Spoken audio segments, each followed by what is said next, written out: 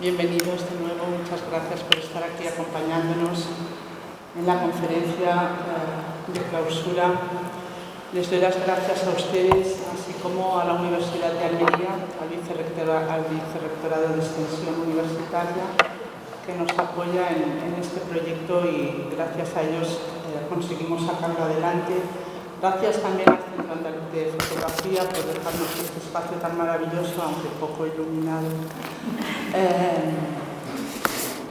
Y por supuesto, gracias a nuestra invitada que va a impartir la conferencia de clausura, Carme Riera. Muchísimas gracias por haber aceptado la invitación y por estar aquí con nosotros. La escritora Carme Riera es catedrática de Literatura Española de la Universidad Autónoma de Barcelona, directora de la Cátedra José Agustín Goytisolo de la misma universidad y miembro del número de la Real Academia de las Buenas Letras de Barcelona. Ha dirigido el estudio de la representación de la mujer en la modernidad hispánica y ha participado en el proyecto Edición y Estudio de 20 comedias de Lope de Vega, ambos en la Universidad Autónoma de Barcelona. Asimismo, ha coordinado las colecciones Clásicos y Raros de la editorial Montesinos y Ramón Llull de la editorial Planeta.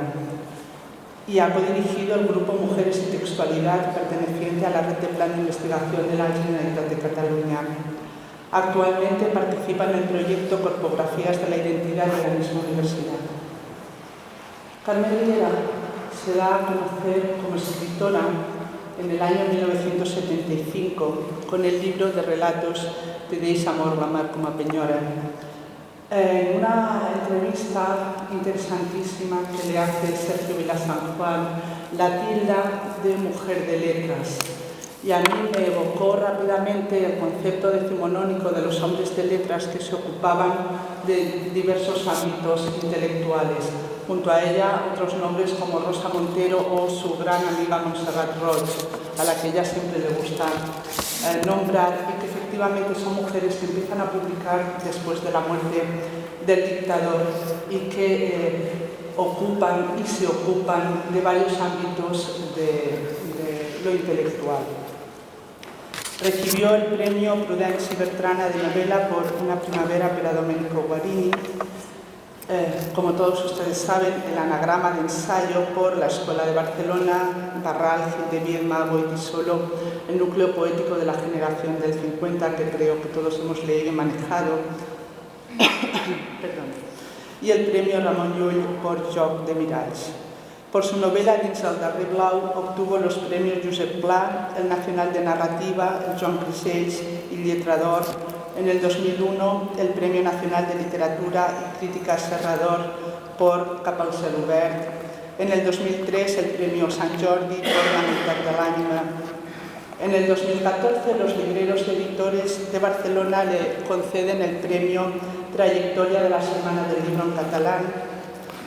Y en el 2015, el Ministerio de Educación, Cultura y Deporte la distingue con el Premio Nacional de las Letras de ese año, 2015.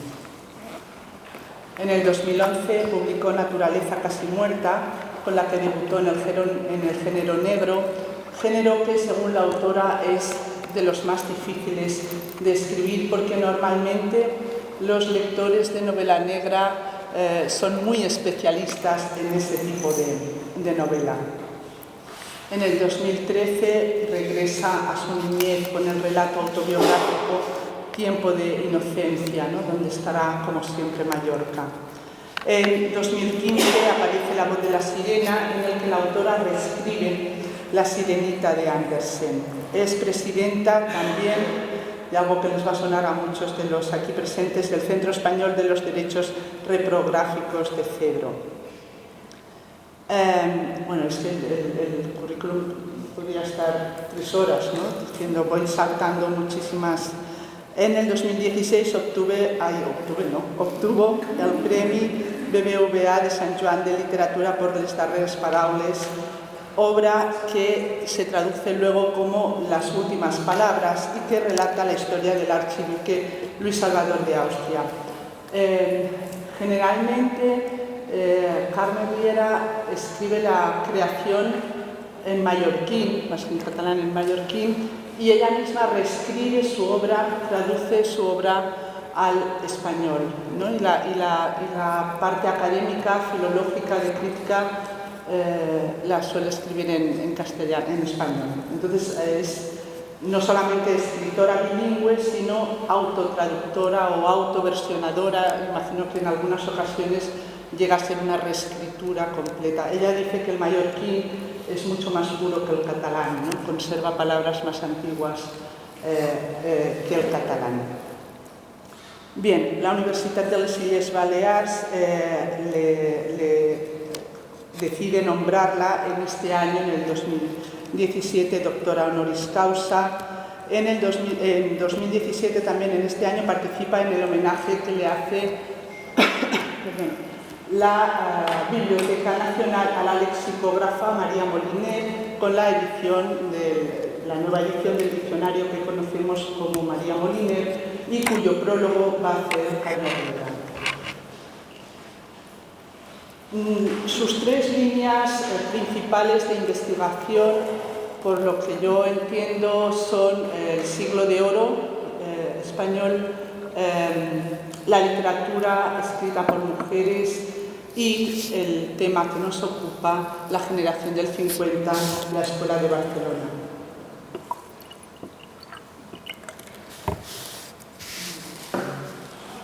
He dejado para el final el señalar que, como todos ustedes saben, es académica.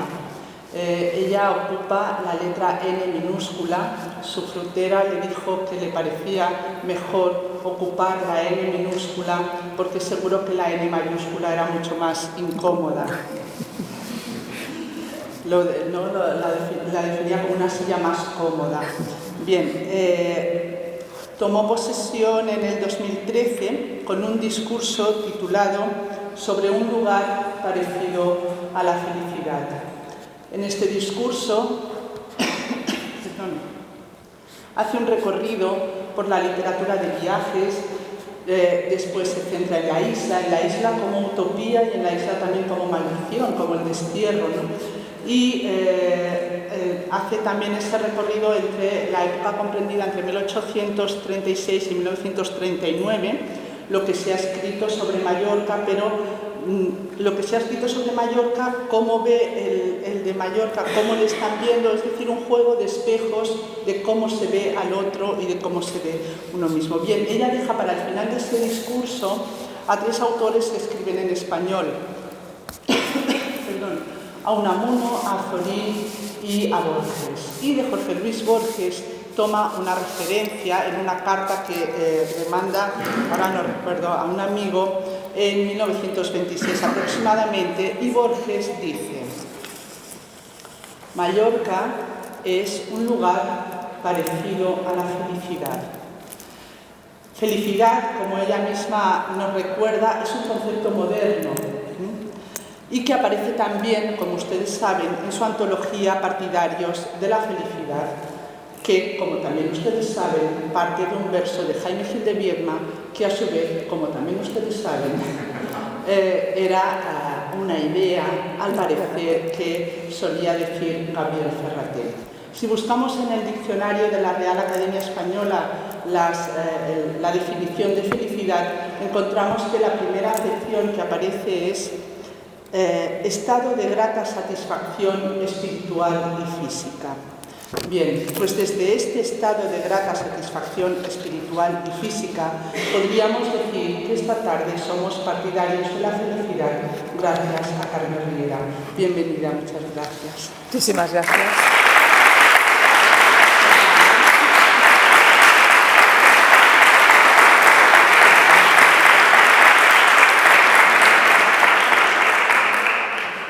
Buenas tardes. Permítanme que primero dé las gracias a Isabel Jiménez Caro por esta presentación tan cariñosa y además, bueno, pues que veo que se sabe todo. ¿Está encendido? No está encendido. Bueno, buenas tardes. Yo es que estoy casada con Murphy y los aparatos todos están en contra mía, de manera que a lo mejor empieza a picar dentro de nada. Daba las gracias a la profesora Isabel Jiménez Caro por su presentación y sobre todo por sus cariñosísimas palabras en relación a mi obra. Gracias a ustedes por estar aquí y por supuesto también a las personas que han hecho posible estas jornadas con este título tan precioso de Gabriel Ferrater, Amistad del Braç, que yo creo que tiene mucho que ver con las generaciones. Esta mañana estábamos escuchando las referencias a lo que puede ser el grupo de Martín Gaite y de Aldecoa, y esta tarde vamos a hablar del grupo catalán en relación precisamente a la amistad. Yo creo que sobre todo tanto los autores catalanes como los castellanos de los años 50 fueron grupos de amigos, y de ahí, de esa relación de amistad, surge todo lo demás. Grupos de amigos que se fundamentaban sobre todo en la palabra, es decir, en la conversación. La conversación amistosa, las relaciones amistosas, muchas veces pues yendo a pasear. Carmen Martín Gaite recordaba eso. Yo recuerdo un texto precioso de Carmen Martín Gaite en el que hablaba de que las palabras, es decir, oír hablar, relacionarse entre ellos, quizá en eso estaba después el fermento de las narraciones y en el caso de los autores catalanes muchas veces de su poesía.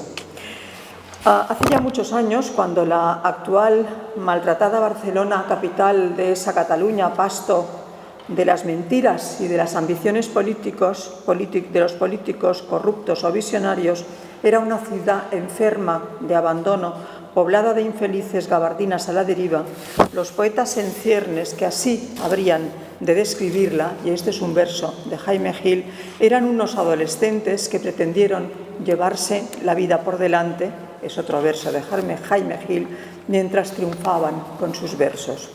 Los poetas a los que me refiero y de los que voy a hablarles, José Agustín Goytisolo, Carlos Barral y Jaime Gil de Biemba, el núcleo catalán de la llamada generación de los 50, nacidos en Barcelona en 1928, los dos primeros, y en 1929, el último, pertenecían, como quizá ustedes saben, a la burguesía media Barral, a la burguesía media alta Goytisolo y a la altísima burguesía Jaime Gil de Biemba. Esperanza Aguirre es sobrina segunda de Jaime Gil de Biemba, por ejemplo.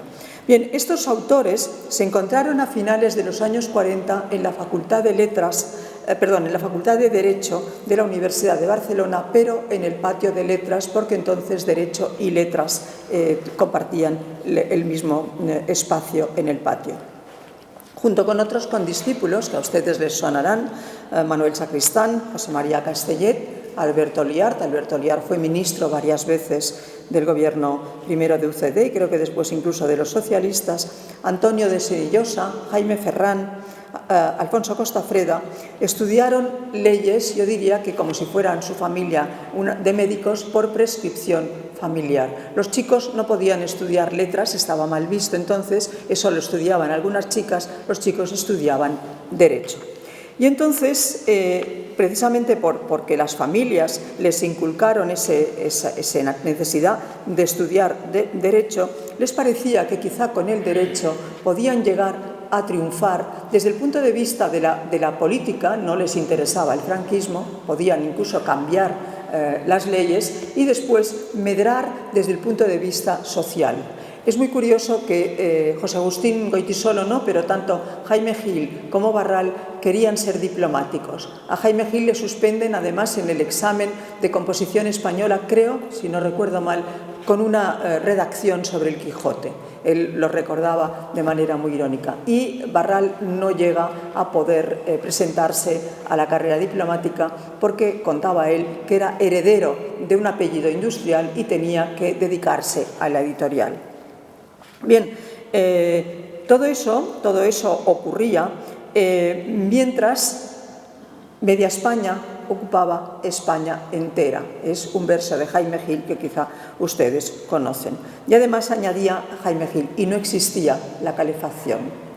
Es decir, en esos momentos, en esa España de finales de los 40, principios de los 50, estos autores ya han terminado la carrera y se están planteando el futuro. Barral, que era además muy histriónico, le encantaba pensar, y a veces había pensado, ustedes habrán visto en la televisión esos anuncios de Ferrero Rocher, ¿verdad?, en las que hay una señora muy elegante, me parece que antes era Isabel Presley, ahora es otra señora, que recibe en su casa a una serie de personalidades. Bueno, pues yo siempre pensaba que a Barral le hubiera gustado estar en este anuncio, pero en el de verdad. Yo estoy segura porque quería ser, además quería que el rey le nombrara barón de Calafell o conde de Calafell. Bien, los primeros libros de estos autores aparecen precisamente en la década de los 50. El Retorno, que es el primer libro de José Agustín Goytisolo, en 1955. Él, José Agustín Goytisolo, es el primero, no solo entre sus hermanos, esas Bronte españolas, ¿no?, los tres hermanos Goytisolo, el primero en publicar, sino también entre el grupo de sus amigos catalanes. Bueno, Costafreda había publicado antes, pero Costafreda, el pobre, siempre fue una especie de satélite un tanto alejado del grupo nuclear. Bien, pues en 1955 José Agustín publica El Retorno, que es esa preciosísima elegía a su madre muerta y que marca además, yo creo, un camino dentro de la poética de Goytisolo, que podríamos dividir en dos grandes, quizá, rasgos, o dos grandes líneas, mejor, que serían la línea de lo elegíaco y la otra, la línea de la ironía. Pero en este caso es la referencia a la muerte de la madre en un bombardeo. Él decía de la aviación alemana, no, fue de la aviación italiana con sede en el puerto de Pollensa de Mallorca, que bombardeó Barcelona, el famoso bombardeo del Cine Coliseum, en el que muere la madre de Goytisolo. Bien, Barral publica su primer libro en 1957. Consigue por fin lo que él llama los lentos poemas de hierro sean publicados. El libro se titula Metropolitano. Son unos textos herméticos de difícil lectura. Incluso Barral, en los textos más sencillos, como 19 figuras de mi historia civil, es un poeta para entenderlo necesitamos no solo el diccionario de la Academia, sino el Corominas, el diccionario etimológico. Es muy difícil poder llegar a la poesía de Barral sin esas referencias, aunque cuando pasa como con Góngora, cuando realmente llegamos nos sentimos muy inteligentes. Yo les convino a que hagan ustedes eso, porque, por ejemplo, claro, si pensamos el título metropolitano, ¿no? Metropolitano, bueno, pues pensamos en el metro, pensamos en el obispo metropolitano, viene de metrópolis. Bueno, pues él utilizaba un poco como Góngora las palabras para que dieran muchas luces a través de una sola referencia, como puede ser esa metropolitano. Es evidentemente el metro, pero además es lo más oscuro, lo más profundo, por supuesto también la metrópolis, es decir, son muchísimas referencias, porque a él lo que le interesa sobre todo es, por supuesto, dejar boquiabierto al lector o dejar turulato al hortera, como decía Nietzsche, pero asombrar. Y una manera de asombrar era pensar que cuando habla del color blanco no es el blanco de la camisa del que está en primera fila, de este señor que está en primera fila, sino el color de la hostilidad, el color del estupor. Es decir, siempre hay detrás de la primera referencia otra más intensa. Bien, pues Compañeros de viaje, en cambio, es el primer libro de Jaime Gil y sale en 1959. En el caso de Jaime Gil, a través de ese texto, toma conciencia de la realidad, de lo que está ocurriendo en su país, que es España, y es una manera de denunciar esa realidad. Lo que pasa es que ustedes habrán oído hablar, seguramente esta noche nuestro querido Paco Ibáñez va a cantar alguno de los poemas de alguno de los poetas sociales, como el famoso A Cabalgar, con lo que suele terminar sus recitales, o incluso pues aquellos poemas de Celaya, que hablaba de poesía para el pueblo, poesía necesaria como el pan de cada día, como el aire que aspiramos 13 veces por minuto, etcétera, etcétera. Pero Celaya, incluso Blas de Otero, decía Jaime Gil, y quizá con cierta razón, se ponían para escribir el mono de obrero.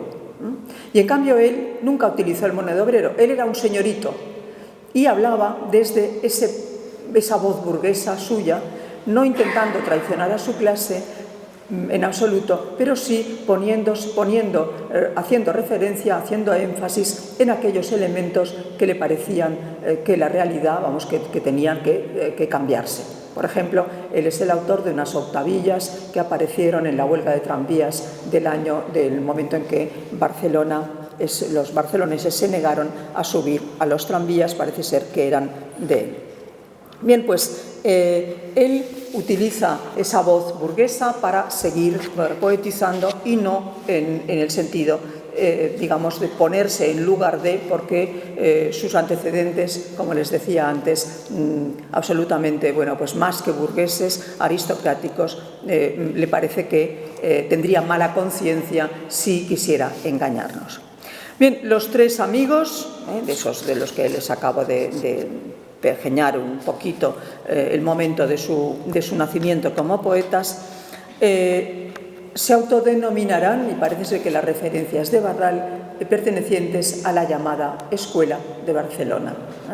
Bien, pues esta Escuela de Barcelona orquesta, ellos tres orquestan una operación generacional, y ese sería el título de mi charla, operación generacional, porque les interesa lo mismo que si aquí entre ustedes hay poetas masculinos o femeninas, es decir, no digo poetisas porque sé que es algo que enfada a las poetas, como dice un amigo mío, peor sería hablar de poetrices, no lo vamos a hacer. En ese sentido, lo que seguramente los jóvenes lo que intentan, los poetas también, es no permanecer secretos, sino darse a conocer. Y para darse a conocer hay que hacer varias cosas. Uno en solitario es muy difícil, a pesar de que ahora las redes sociales lo han cambiado todo, es muy difícil darse a conocer. Bien, voy a hablarles, por tanto, de todo eso y tengo aquí un texto que va a leer Isabel, porque yo no he perdido las gafas, o sea, las he roto, y como esta letra es diminuta, mira, si quieres un trocito a partir de aquí.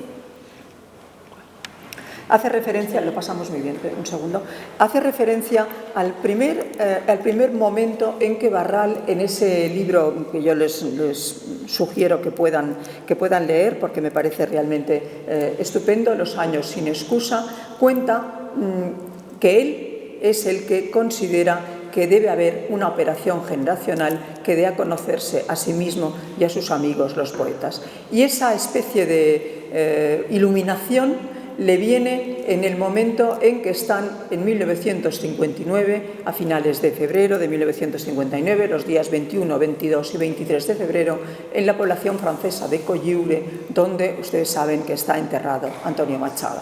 Bien, pues hay un párrafo, o quizá incluso puede ser más corto, dice: paseando por el muelle de Sonora-Grava con una mareante historia que me había contado Goytisolo, ¿lo ves por aquí en medio?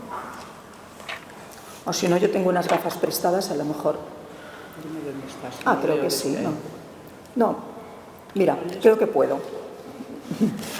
Fue un anochecer paseando precisamente con José Agustín Goytisolo por la quebrada orilla entre el recinto templario y la playuela de Sonora-Grava.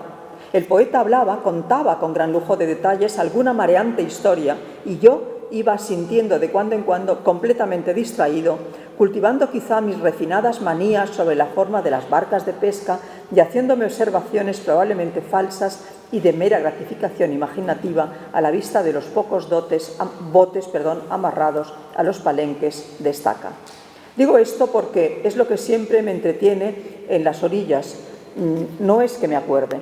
De pronto, a partir de una frase indiferente de José Agustín Goytisolo, de algo que me aludía con cualquier propósito, me sobrevino la sensación y la idea, enseguida, de estar de acuerdo con un personaje que yo ignoraba aún y que los demás admitían como un hecho objetivo, el de un yo mismo que, además de escribir trabajosamente versos y emitir casi continuamente opiniones literarias más o menos fundadas, las estaba ejerciendo en la opinión de los otros, o las podía ejercer, me decía yo ahora, en forma definitiva.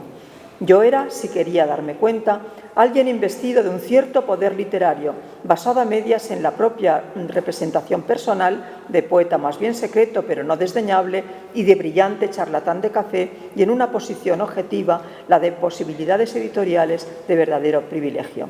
Bien, iba contando, para que la referencia no sea tan larga, va contando que se le ocurre esa operación generacional que después se planteará o se plasmará en diferentes estadios. De todos modos, fíjense, yo lo he repetido muchas veces, que esta manera de entender esa especie de iluminación está paseando por el muelle de Sonora-Grava con Goytisolo, que le está contando una mareante historia. Si ustedes han estudiado un poco de literatura del Siglo de Oro, eso nos recuerda enseguida otro momento crucial de la literatura española que cuenta Boscán en su carta a la duquesa de Soma. Y dice que había ido a Granada a las bodas y a las tornabodas del emperador, fastos maravillosos durante días, y que entonces allí había conocido, o había, no sé si ya le conocía antes, pero en fin, había estado mucho tiempo con Andrea Navallero. Navallero era el embajador de Venecia y que Navallero le había dicho, le había insistido en que poetizara al modo itálico. Es decir, es el momento en que tenemos constancia, en que quizá es el momento en que se introduce en la literatura española el soneto en versos en decasílabos, ¿no? Y entonces cuenta Boscán en esta carta a la duquesa de Soma que en la largueza y soledad del camino yendo para mi casa, Granada a Barcelona, imagínense, en coche sería casi un día, pues lo que era a caballo, postas además, o sea, parando, en la largueza y soledad del camino, vine muchas veces a lo que Andrea Navallero me había contado. Y entonces dice que se lo propuso a Garcilaso. Bien, yo no conocía a nadie más literaturizado que Barral.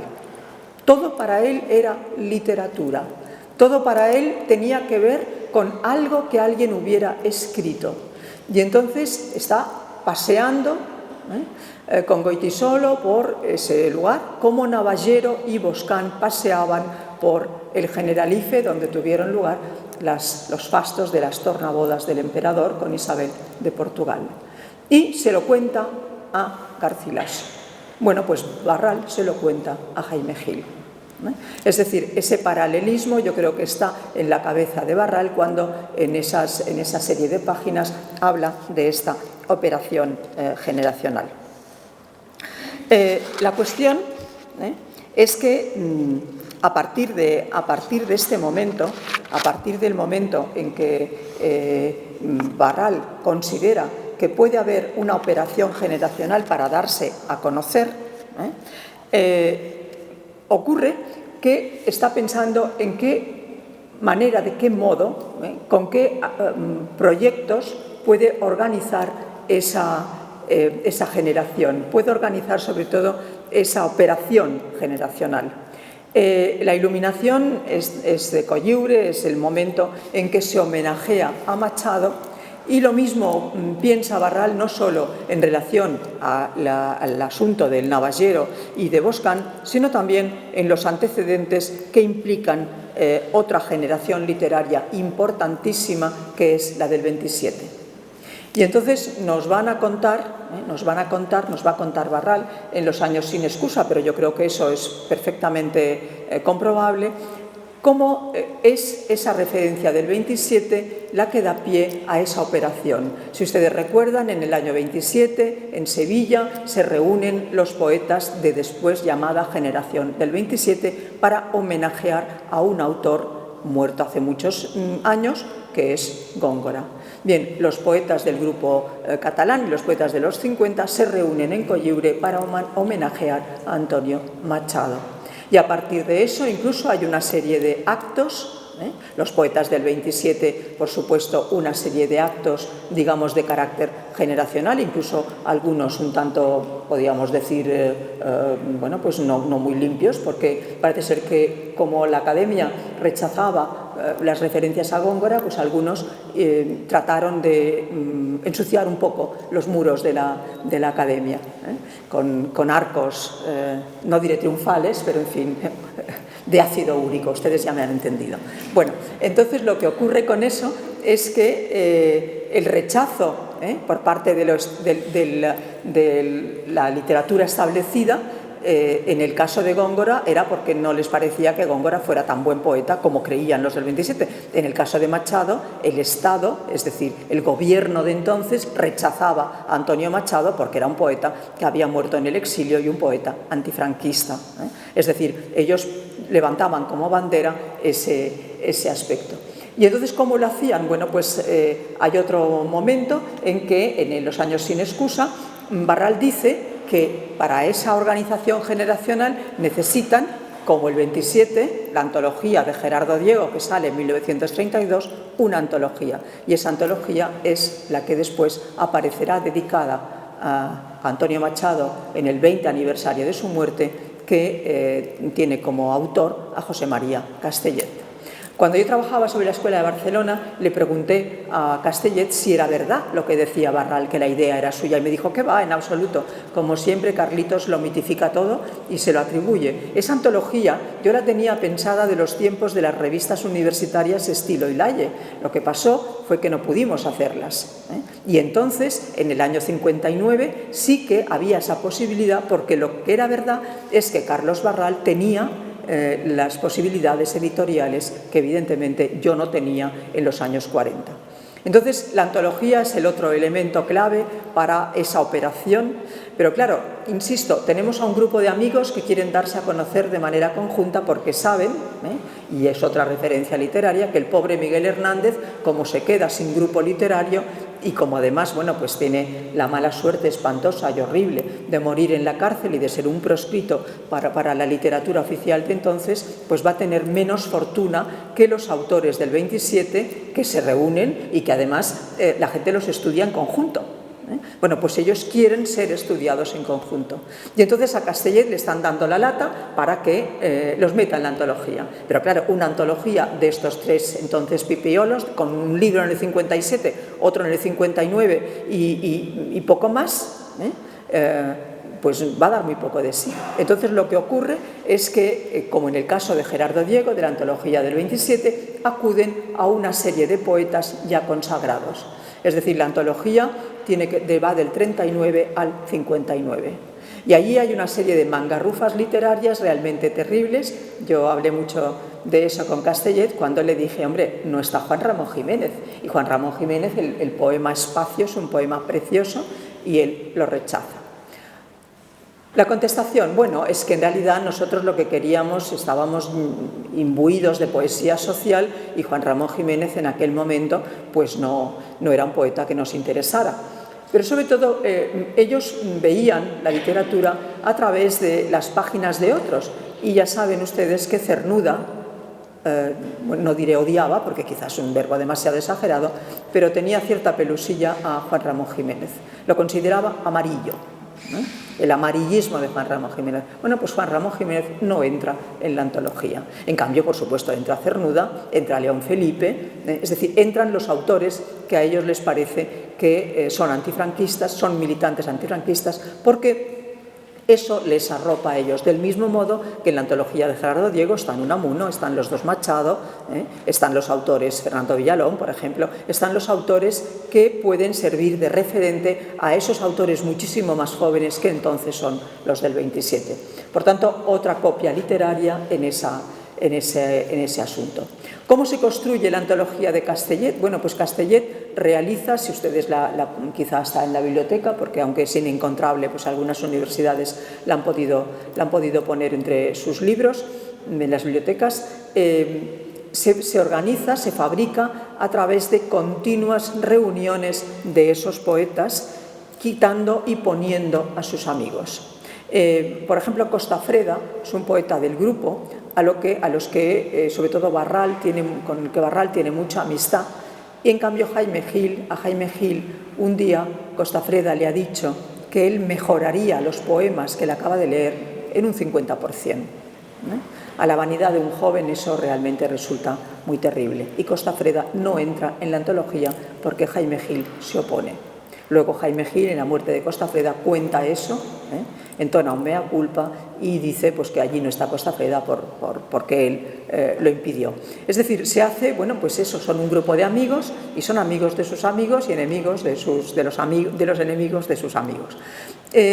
Son muchas madrugadas y muchas noches, parece ser muy bien regadas en las diferentes casas en las que se establecen las tertulias.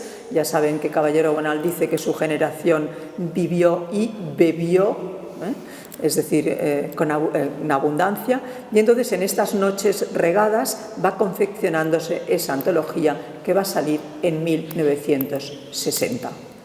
Y es otro de los puntos de referencia importantes para esos amigos y la generación. Ocurre además, por ejemplo, que Compañeros de viaje sale el mismo 59, es decir, cuando ya la antología casi está a punto de salir, pero se hace una excepción para que los poemas de Jaime puedan aparecer.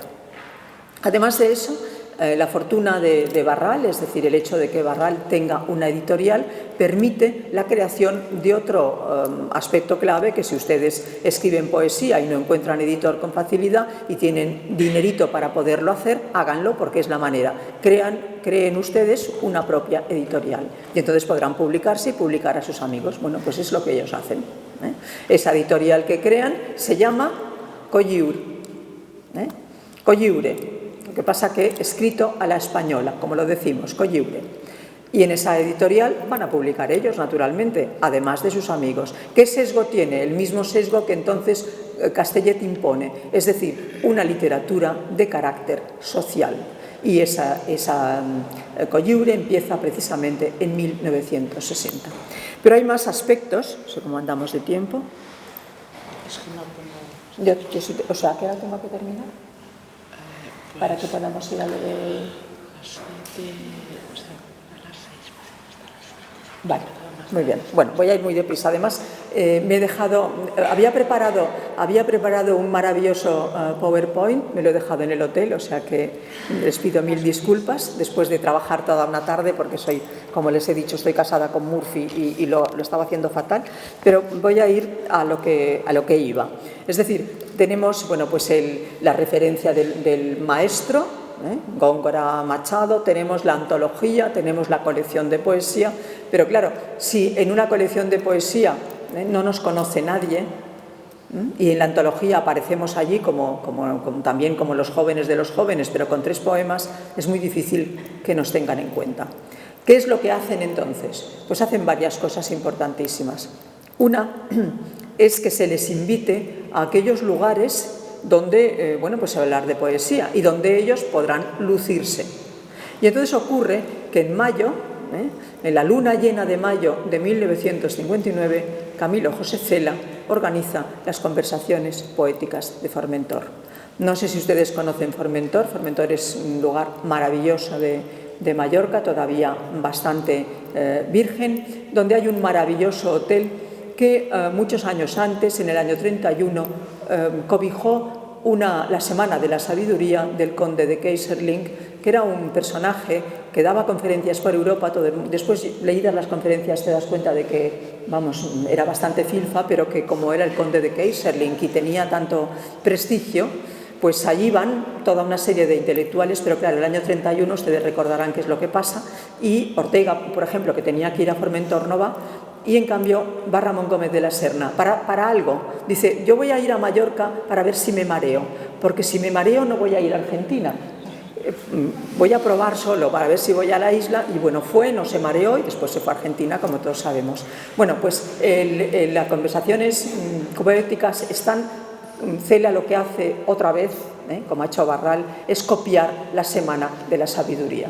Pero allí hay algo muy interesante, que no solo van pues Robert Grace o Carles Riba o toda una serie, y invita por ejemplo a Ezra Pound y a toda una serie de poetas importantísimos de Europa y América, sino que también, gracias al hecho de que Caballero Bonal ha sido secretario de papeles de Son Armadans, puede invitar a esos poetas jovencitos que por primera vez se van a encontrar pues, con Gerardo Diego, van a reencontrar a Vicente Aleixandre y van a estar muy pendientes de esas conversaciones poéticas que duran 4 días. En las conversaciones poéticas ya pueden imaginarse lo que van a hacer, lo mismo que harían ustedes si fueran a ellas para hacerse notar.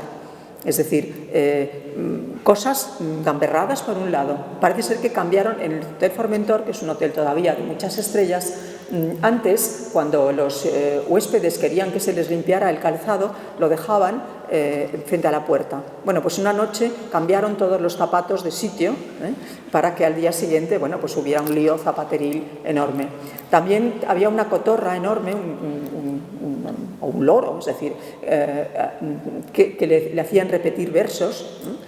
Y después hay otra anécdota ya fundamental, creo yo, que la cuenta, después leeré el texto, creo que lo tengo aquí, leeré el texto de Jaime Gil, la cuenta el mismo Barral en Los años sin excusa.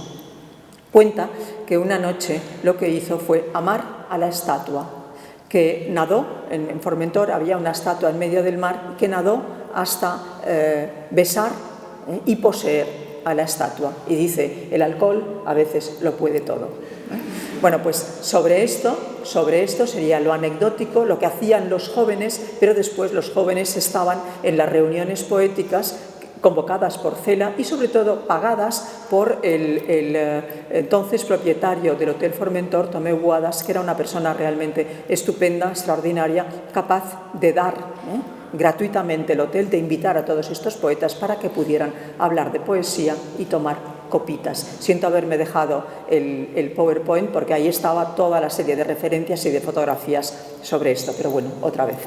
Entonces, lo que ocurre en Formentor es muy interesante porque tanto ellos como los poetas que acuden no de Barcelona, sino de otros lugares, es decir, Damaso Alonso, Gerardo Diego, está también Aranguren, está Carlos Bousoño, está José Luis Cano, está Gabriel Celaya con su mujer de entonces, Amparo Gastón, por supuesto Vicente Aleixandre. Entonces, estos poetas, por primera vez, algunos de ellos empiezan a oír hablar de los jóvenes y además pueden ellos escuchar a los mayores y ser escuchados, y eso les interesa mucho. Y les interesa mucho, también está Blas de Otero, por supuesto, y les interesa mucho intervenir en los debates, y así, evidentemente, lo hacen. Cuando después Cela les pide que escriban un poema sobre estas jornadas, sobre estos días, estoy mirando la hora porque casi apenas me da tiempo de nada más, pero todos ellos lo hacen. Y hay un texto que no me puedo hurtar el leerles, de Jaime Gil de Biedma, que yo creo que resume muy bien lo que pasó en aquellas conversaciones poéticas. Formentor, mayo 1959. A Carlos Barral, amante de la estatua. Predominaba un sentimiento de general jubilación.